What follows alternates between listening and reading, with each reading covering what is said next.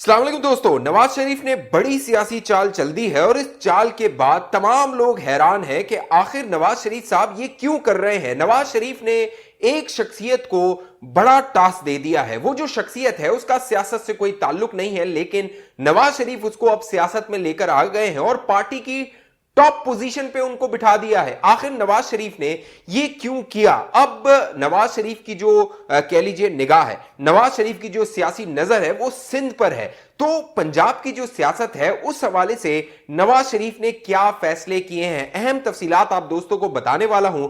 आप इस बात से भी हैरान होंगे कि रायवंड में एमक्यूएम, जो कि एक कराची और हैदराबाद और जो है वो 3 शहरों की जमात है, वो रायवंड जाके नवाज शरीफ से क्यों मुलाकात कर रही है। आखिर नवाज शरीफ को क्या जरूरत पेश आई कि वो एमक्यूएम के वफद से मुलाकात करते। अहम तफसीलात, अहम हकाइक आप दोस्तों को बताऊंगा। अब तक ये चैनल आपने सब्सक्राइब नहीं किया, सियासी मामलात में अगर आप दिलचस्पी रखते हैं जरूर चैनल को सब्सक्राइब कर लीजिए, साथ घंटी का निशान है उसको दबा दीजिए और इस वीडियो को लाइक कर दीजिए। दोस्तों, नवाज शरीफ साहब ने रायवंड में एमक्यूएम के वफद से मुलाकात की। वहां पर जो ये मुलाकात हुई, बाकायदा एमक्यूएम की ख्वाहिश पर मुलाकात हुई और एमक्यूएम जिस पार्टी से जाके मुलाकात करती है, आपको अंदाजा हो जाना चाहिए उसकी अगली हुकूमत बनने वाली होती है। क्योंकि एमक्यूएम के बारे में कहा जाता है कि इस्टेब्लिशमेंट का जब तक उसे इशारा ना हो, उसे यह बताया ना जाए कि अगली हुकूमत किसकी आने वाली है, वो अपनी सियासत की जो हिकमत अमली होती है उसको आगे नहीं बढ़ाते हैं। अब तक मामला यह था कि जो एमक्यूएम होती थी वो किंग मेकर होती थी। चाहे पीपल्स पार्टी की माजी में हुकूमत हो, एमक्यूएम का उसमें कलीदी किरदार होता था, नंबर गेम बड़ा अहम हो जाता था। चाहे तहरीक इंसाफ की हुकूमत हो,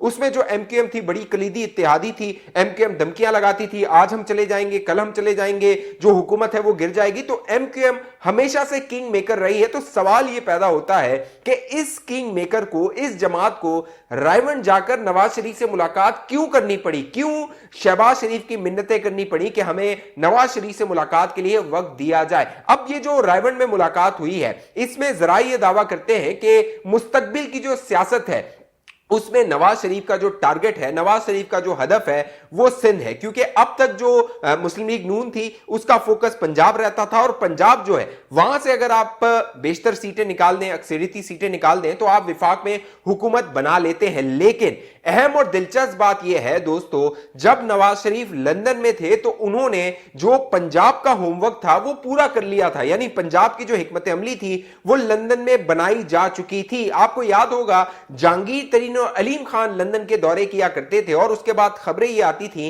कि वहां पर उनकी मियां नवाज शरीफ साहब के साथ मुलाकात हो रही है। पहले तो जो जहांगीर तरीन और अलीम खान थे उनकी कोशिश थी कि वो नून लीग में शामिल हो जाए या फिर कोई सीट एडजस्टमेंट कर लें, अपना एक कोई ग्रुप बनाकर। लेकिन फिर उन्होंने अपनी एक पार्टी बना ली, इस्तेहकाम पाकिस्तान पार्टी। उसमें कई तहरीक इंसाफ के जो साबका रहनुमा हैं वो शामिल हो गए हैं, कई इलेक्टेबल्स हैं जो जहांगीर तरीन के साथ हैं। लिहाजा लंदन में जो हिकमत अमली बनाई गई थी उसके मुताबिक ये जो अलीम खान और जहांगीर तरीन थे, क्योंकि ये मुखालिफ रहे थे, नून लीग के मुखालिफ रहे थे, बाकायदा जो नून लीग थी वो इन पर इल्जामात लगाती रही थी, चाहे अलीम खान हो चाहे जहांगीर तरीन हो। लिहाजा इनको पार्टी में शामिल करना एक बड़ा पंजाब के लिए बड़ा डेंट साबित हो सकता था। पंजाब के अंदर बड़ी मुखालफत आ सकती थी।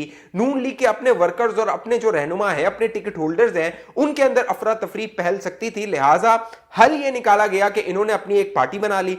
अब जो अगला इंतखाब होगा, पंजाब की हद तक नवाज शरीफ पुरएतमाद है, कॉन्फिडेंट है कि वो पंजाब तो हासिल कर लेंगे, लेकिन जो हुकूमत का कह लीजिए बनानी है और उसमें एक अक्सरियत हासिल करनी है, उसमें जो मरकजी किरदार अदा करेगा वो सिंध होगा और खास तौर पे कराची होगा। गुज़िश्ता वीडियो में मैंने आप दोस्तों को बताया था कि 2018 के इंतखाबात में कराची ने क्या कलीदी किरदार अदा किया था इमरान खान को वजीर आजम बनवाने में। लिहाजा अब मामला यह हुआ कि एमक्यूएम को यह पता लग गया कि अगली हुकूमत नून लीग की आनी है, नवाज शरीफ उसके वजीर आजम हो सकते हैं और नून लीग के जितने भी फैसले हैं वो नवाज शरीफ ने करने हैं। लिहाजा जो एमक्यूएम थी, खालिद मकबूल सिद्दीकी थे, उन्होंने शहबाज शरीफ से राब्ता किया, शहबाज शरीफ ने नवाज शरीफ को कन्विंस किया और फिर यह मुलाकात हो गई। इस मुलाकात के हवाले से जरा यह दावा करते हैं कि जो एमक्यूएम है उसने ये ऑफर की मरियम नवाज को। मुबैना तौर पे मैं ये दावा बता रहा हूं क्योंकि उस मुलाकात में एक और शख्स से मेरा राब्ता हुआ, उसने क्या बताया वो भी आपको बताता हूं। लेकिन जरा ये दावा करते हैं कि एमक्यूएम ने ऑफर की मरियम नवाज को कि वो कराची की किसी निशस्त से इलेक्शन लड़े, वहां पर एमक्यूएम उनको सपोर्ट करेगी, क्योंकि 2018 के इंतखाबात में जो बल्दिया की सीट थी उस पर शहबाज शरीफ साहब को बहुत अच्छी कामयाबी मिली थी और फिर आखिर में फैसल वाउडा को, जो कि डिफेंस में रहता है, उसको बल्दिया से एस्टैब्लिशमेंट ने जितवा दिया था। लेकिन वहां पर जो कामयाबी थी, अगर वो रिपोल हो जाता या रिकाउंटिंग हो जाती तो शहबाज शरीफ साहब अच्छी खासी वहां से सीटें, उन्होंने नंबर्स ले लिए थे, वोट्स, वो सीट निकाल लेते। लेकिन फिर वो शहबाज शरीफ साहब दूसरे नंबर पर आए थे। लिहाजा जो एमक्यूएम है उसको ये इदराक है कि जो कराची वाला वोटर है उसको पता है, उसने लाहौर की चमचमाहट, लाहौर की तरक्की, फ्लाईओवर्स, मेट्रोज, पुल, ब्रिजेस, ये सब देखा है। वो ये चाहता है कराची का वोटर कि ये सब कराची में भी हो। लिहाजा एमक्यूएम को ये रियलाइजेशन है, एमक्यूएम को ये इदराक है, इसीलिए एमक्यूएम गई रायवन। वहां जाके उन्होंने नवाज शरीफ से मुलाकात की और आगे जो सियासत है वो करने के हवाले से हिकमत अमली बनाने पर गौर किया गया। अब 6 रुकनी एक कमेटी बनेगी जो कि मुस्तकबिल की जो सियासत है, सीट एडजस्टमेंट है और दीगर मामलात हैं, चाहे वो चार्टर हो, दोनों के दरमियान चार्टर हो, दोनों के दरमियान मुआहिदा हो, ये सारे मामलात को तय करेगी और मामले को आगे बढ़ाया जाएगा। तो ये चाल, ये जो नवाज शरीफ की चाल थी, उसने जो दीगर सियासी जमातें थी, हरीफ थे नून लीग के, उनको हैरान कर दिया कि आखिर नवाज शरीफ साहब एक कराची की पार्टी से क्यों मुलाकात कर रहे हैं। इस पर पीपल्स पार्टी जो है वो भी हैरान है कि आखिर एमक्यूएम को इतनी अहमियत क्यों दी जा रही है नून लीग की जानिब से और नवाज शरीफ साहब की जानिब से। तो ये पूरी एक हिकमत अमली है। एक और जो हिकमत अमली बनाई गई है वो बड़ी दिलचस्प है दोस्तों। ये एमक्यूएम की मुलाकात से चंद दिन पहले जो नून लीग है उसका एक बड़ा इजलास हुआ और उस इजलास में एक ऐसी शख्सियत को मुस्लिम लीग नून सिंध की सदारत दे दी गई जिसका सियासत से कोई ताल्लुक नहीं था। वो नया नवेला जो है वो नून लीग में आया था चंद दिन पहले, चंद माह पहले नून लीग में आया था। जब नवाज शरीफ साहब 21 तारीख को वतन वापस आए, वो बाकायदा ट्रेन बढ़ के जो है वो सिंध से, कराची से लोगों को लेकर गया मीनार पाकिस्तान, वहां जाकर उसने जलसा कामयाब करवाने में अहम किरदार अदा किया। नवाज शरीफ ने बड़ा मास्टर स्ट्रोक खेला है। वो मास्टर स्ट्रोक इस तरह खेला है कि जिस शख्स को अब सिंध का सदर नून लीग का बनाया गया है उसका, मैंने पहले बताया, कोई सियासत से ताल्लुक नहीं रहा, वो ब्यूरोक्रेट रहा है, एफआईए का सरबराह रहा है, पुलिस अफसर रहा है और उसकी जो राइवलरी है, यानी उसकी जो मुखालफत है वो इमरान खान के साथ भी है, तहरीक इंसाफ के साथ भी है और आसिफ अली जरदारी यानी पीपल्स पार्टी के साथ भी रही है। तो नवाज शरीफ ने यह बड़ा मास्टर स्ट्रोक खेला है। बशीर मेमन को जो एफआईए के डीजी रहे हैं और आपको याद होगा उनका इमरान खान से जो भी इख्तलाफात थे, जरदारी साहब से माजी में उनके इख्तलाफात रहे हैं, नवाज शरीफ ने उन्हें सिंध का सदर बना दिया। यानी यहां पर मोहम्मद जुबैर भी थे, दीगर जो रहनुमा है नून लीग सिंध के वो भी थे, लेकिन फौकियत दी गई बशीर मेमन को। अब यहां पे जो हिट किया है नवाज शरीफ ने, टारगेट किया है, वो मैंने पहले बताया। एक तो इमरान खान है, क्योंकि इमरान खान के दौर में आपको याद होगा जो बशीर मेमन था वो अताब का शिकार हुआ था।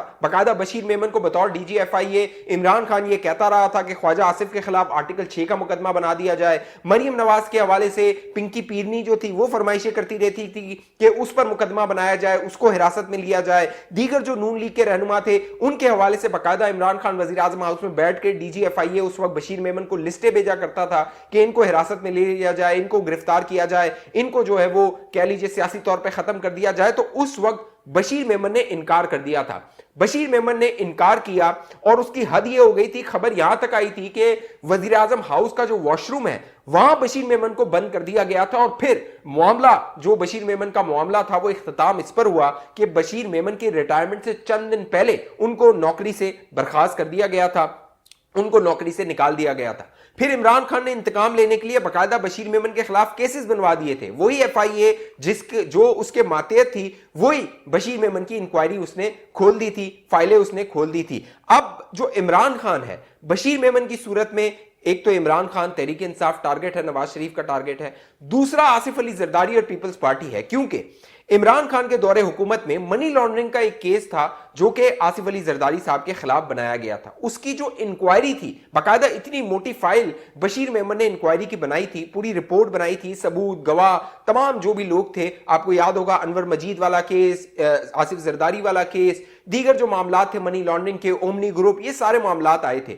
उसकी जो इंक्वायरी कर रहा था अफसर वो था बशीर मेमन और उसने वो रिपोर्ट बनाई थी। लिहाजा जो आसिफ अली जरदारी है उसकी एक माजी में मखासमत रही है बशीर मेमन के साथ बतौर एक पुलिस अफसर भी और बतौर डीजी FIA भी जो इंक्वायरी की गई थी। तो बशीर मेमन आसिफ अली जरदारी को, पीपल्स पार्टी को भी बहुत अच्छे से जानता है और जो तहरीक इंसाफ है उसको भी बहुत अच्छे तरीके से जानता है। इसीलिए जो नवाज शरीफ साहब थे उन्होंने किसी सियासी शख्स को जिसका ताल्लुक, बड़ा गहरा ताल्लुक, बड़ा लंबा ताल्लुक रहा हो नून लीग से, उसका इंतखाब नहीं किया बतौर सदर नून लीग सिंध के, बशीर मेमन को बनाया है। तो ये वो चाल चली गई है। इससे पहले जो नवाज शरीफ साहब थे उन्होंने एक चाल चली थी, आपको याद होगा, जब जनरल आसिम मुनीर की मुखालफत की जा रही थी और हर तरफ से मुखालफत की जा रही थी, चाहे जनरल कमर जावेद बाजवा हो, वो नहीं चाहते थे कि आसिम मुनीर जो है वो आर्मी चीफ बने, इमरान खान नहीं चाहते थे कि आसिम मुनीर जो है वो आर्मी चीफ बने, जो उस वक्त जनरल फैज हमीद थे वो नहीं चाहते थे कि जनरल आसिम मुनीर जो है वो आर्मी चीफ बने। लेकिन नवाज शरीफ ने लंदन में फैसला कर लिया कि सब अगर नहीं चाह रहे हैं और ये शख्स सीनियर भी है, लिहाजा इसको जो है वो आर्मी चीफ बना दिया जाए। और उसने, यानी इस फैसले ने भी, जनरल आसिम मुनीर को आर्मी चीफ बनाने के फैसले ने भी नवाज शरीफ को सियासी फायदा पहुंचाया था। तो आपको ये पूरी जो सियासी चाल चली गई है नवाज शरीफ साहब की जानिब से, मेरा ख्याल है आपको समझ आ रही होगी कि नवाज शरीफ ने कार्ड्स क्या खेले हैं, सियासी चाल क्या चली है और पंजाब जो है वो इतना प्रोमिनेंट फोकस क्यों नहीं है नवाज शरीफ का, सिंध क्यों है। क्योंकि इस बार जो नवाज शरीफ साहब हैं वो सिंध को टारगेट करना चाहते हैं, सिंध से सीटें निकालना चाहते हैं और अब MQM के बाद जराए दावा कर रहे हैं GDA की जो जमातें हैं, फंक्शनल लीग है, वो आएगी, नवाज शरीफ से मुलाकातें करेगी और आगे मुस्तकबिल का जो इत्तेहाद है वो बनाने के हवाले से गौर किया जाएगा। तो बड़ी सियासी हलचल है, जब तक इंतखाबात आएंगे बहुत सियासी डेवलपमेंट्स होंगी। अगर आप सियासी मामलात में दिलचस्पी रखते हैं और अब तक ये चैनल आपने सब्सक्राइब नहीं किया, जरूर सब्सक्राइब कीजिए, साथ घंटी का निशान है उसको लाजमी दबाइए, इस वीडियो को लाइक कीजिए। आप लाइक करेंगे तो बहुत सारे और लोगों तक ये वीडियो पहुंचेगी और साथ साथ फेसबुक पे देखने वाले दोस्त पेज को लाइक फॉलो करके इस वीडियो को लाजमी शेयर कर दीजिए। अगली वीडियो तक मुझे इजाजत दीजिए, अपना ख्याल रखिएगा। पाकिस्तान जिंदाबाद।